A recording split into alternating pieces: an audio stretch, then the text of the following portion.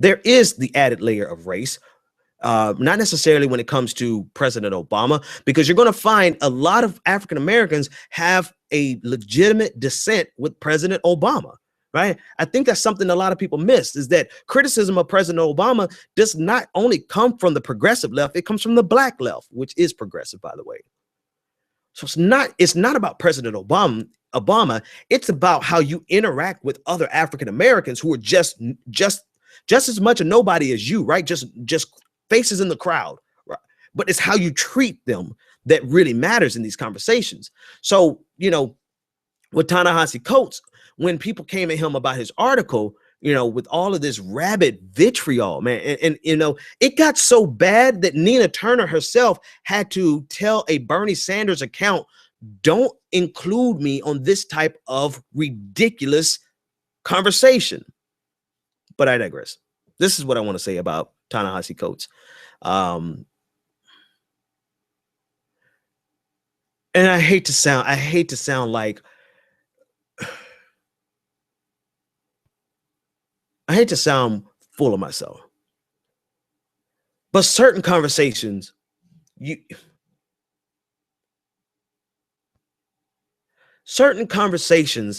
to be handled by people who can handle certain conversations. Ta-Nehisi Coates has presented yet a second article in criticism of Bernie Sanders. And to me, the article really showed the shortcomings of his entire argument. The premise of this second article was that class-based remedies are merely a bandage on the bullet wound of the horrific disparity in Black wealth compared to any other demographic, particularly white Americans. That class-based remedies is a bandage, but the wound is a bullet wound. And he said a bandage is going to help, but ultimately it's not going to fix the problem. Right there. Listen, everybody started running and started critiquing the fact that he's inaccurately defining Bernie Sanders' radicalism, right?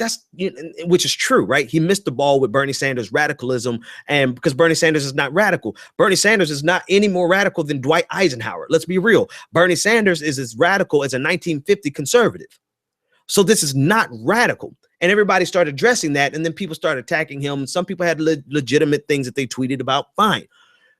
But the argument falls apart to me at that line, that class-based Bernie Sanders' recommendations or policy recommendations are a bandage to the bullet wound that reparations would fix. Here's my question. What sane person would turn down a bandage from a hemorrhaging wound because they want to wait and demand a surgeon come and fix their real problem? The logic is not sound, right? Even with the bullet wound analogy that everyone uses, it is not sound when there is a real economic problem for which Bernie Sanders' economic revolution will begin to address, and it will stop some of the hemorrhaging that, yes, reparations probably can fix in one fell swoop, but saving reparations, let's set that aside. Are we supposed to say we don't want Bernie Sanders because he doesn't want reparations, and because he doesn't want reparations, we don't want his bandage of class-based remedies that will stop our hemorrhaging? What sense does that make on any planet? Makes absolutely no sense.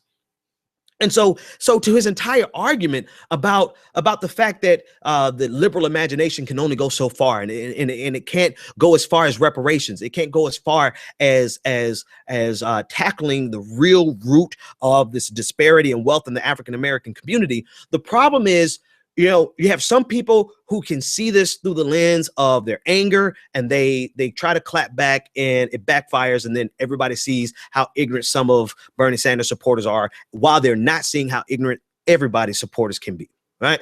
And then you have those who see the progressive argument and say that this is not really radical, and so you can't compare reparations to universal health care because universal health care is not really radical. Reparations is really radical. Still not the right argument. The argument should be simply this. Should we press Bernie Sanders on reparations? Read the case for reparations. Absolutely, yes.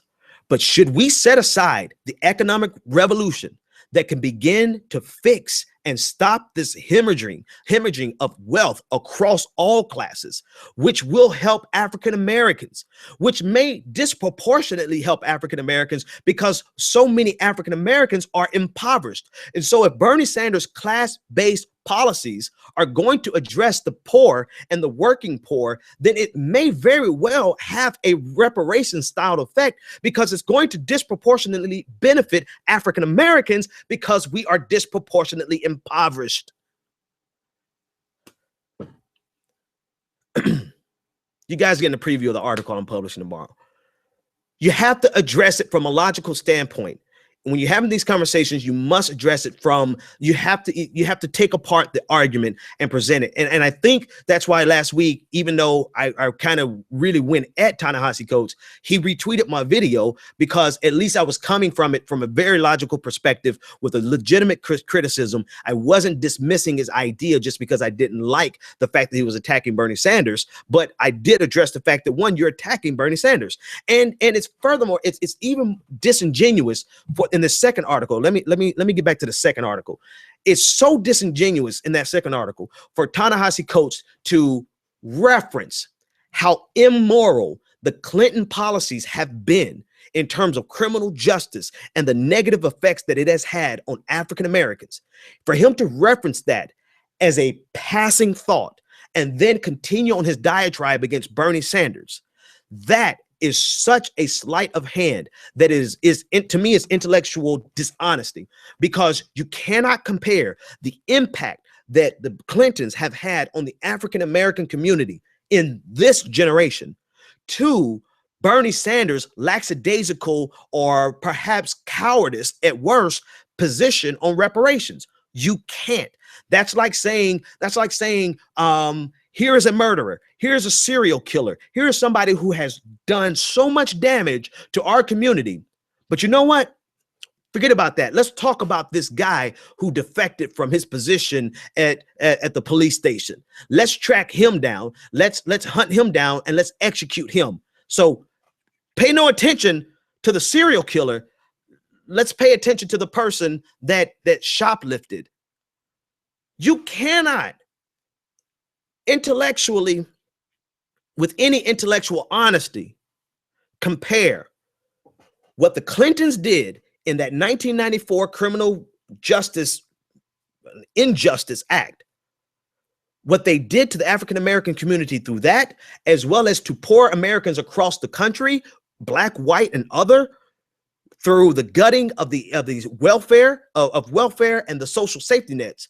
You cannot compare that in one paragraph, but then just dismiss it and then continue to attack Bernie Sanders because he doesn't support a policy that you and I both agree is a worthy policy. You can't do that. Not with any modicum of intellectual honesty. Those are not apples to apples. That is meth to apples. Well, that's about as good of a comparison I can come up with right now. That was the other thing that he did. That was dishonest in the second article. And then the last thing that he did that was dishonest and was not so much dishonest, but it's intellectual malpractice to suggest that Black Americans should turn away from the benefits of a class-based remedy while waiting on the miracle of reparations. That's intellectual malpractice. To me, to tell anybody who is working for a living wage, who is working poor, who is living from paycheck to paycheck, to tell them that they should wait on reparations and turn away from the only candidate who's talking about addressing the current economic paradigm for which majority of Americans are suffering under.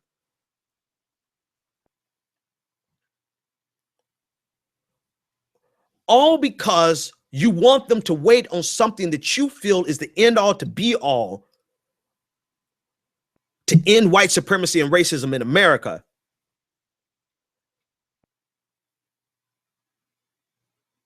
Is rhetorical malpractice. No, intellectual malpractice is actually a rhetorical feat of brilliance. It is a brilliant sleight of hand rhetorically. But to me, it's exactly like those preachers who tell their members that you should not take your medicine that is prescribed to you by your doctor because you should wait on God to heal you. So instead of taking the slow and incremental things that will eventually, it may not even heal you, but it will keep you alive. It may not fix the problem that white supremacy in America has created through redlining, through housing discrimination, through plunder, through Jim Crow laws, through the just extraction of wealth from the backs of African Americans and from the banks of African Americans. It may not heal you, but it will keep you from hemorrhaging out underneath these neoliberal eviscerations that have come at the hands of the Clintons. And so he is like that preacher who's telling his member, don't take your medicine because you're going to wait on God for reparations. And just like that preacher who's going to preach that parishioner's funeral, Ta-Nehisi Coates is going to continue on preaching the gospel of reparations while we have missed our opportunity to have class-based remedies that, again, would not heal America from white supremacy and racism,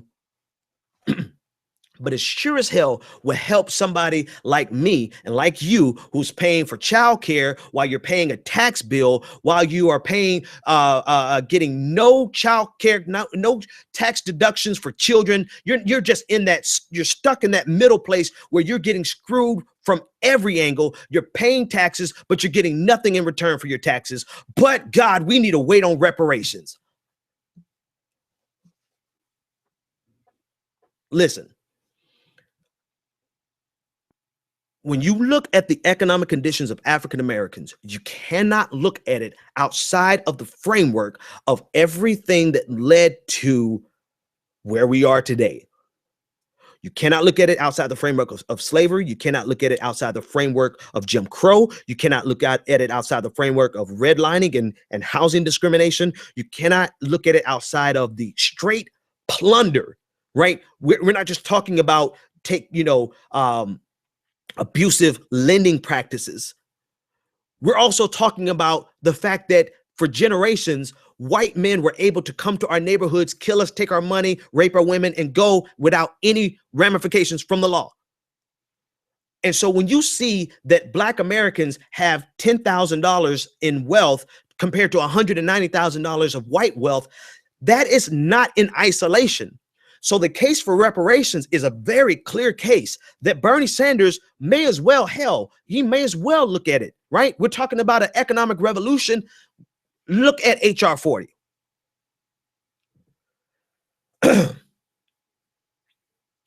But in the absence of the opportunity for reparations, for the love of God, can we be sensible and get some class-based policies that will help every American and will arguably disproportionately help African Americans, because we are the ones who are overrepresented in the middle class and in the working class and in the impoverished communities of America. Thank you. False narratives. It contributes, before I close, it further contributes to this false narrative that Bernie Sanders has a race problem. It is the quintessential straw man in which you create an argument that is arguably not relevant to the current situation that you can easily knock down. And now all of a sudden, Bernie Sanders has a race problem because he does not support reparations.